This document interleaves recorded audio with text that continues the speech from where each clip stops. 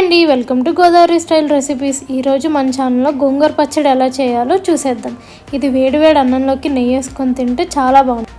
ఇలా చేసిన పచ్చడి ఒక 10 రోజులైనా నిల్వ ఉంటుందండి. మరి ఈ పచ్చడిని ఎలా చేయాలో చూసేద్దాం. ముందుగా గోంగూరాకు అంతా కూడా ఇలా శుభ్రం చేసి కడిగేసుకొని పెట్టుకోవాలండి. లేదు గోంగూరాకు అయితే పచ్చడి టేస్టీగా వస్తుంది. అలాగే వేయించుకోవడానికి నువ్వుపప్పు, జీలకర్ర, ఎండుమిర్చి, వెల్లుల్లిపాయలు తీసుకుంటున్నాను. ఇప్పుడు ఒక గిన్నెలో ఆయిల్ వేసుకొని ముందుగా వెల్లుల్లిపాయలు వేసుకొని వేయించుకోవాలండి. తర్వాత జీలకర్ర, నువ్వుపప్పు వేసుకోవాలి. అలాగే లాస్ట్లో ఎండుమిర్చి వేసుకొని బాగా వేయించుకోవాలి.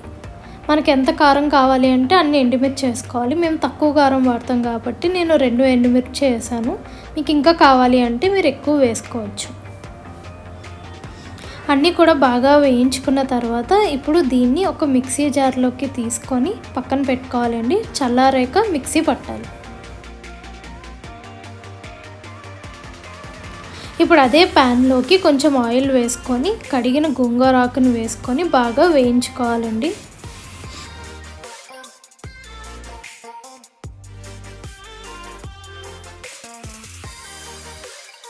ఆకంతా కూడా ఇలా వేయించుకున్న తర్వాత ఇలా దగ్గరకు అయిపోతుందండి. ఈ స్టేజ్లో మనం స్టవ్ ఆఫ్ చేసేసుకోవచ్చు.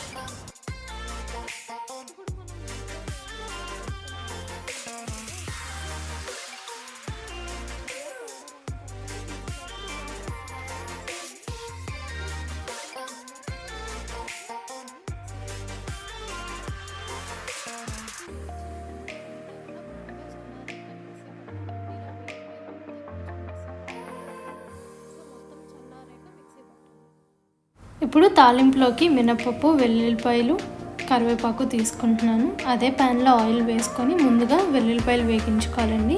తర్వాత మినపప్పు, కరివేపాకు వేసి వేయించుకోవాలి.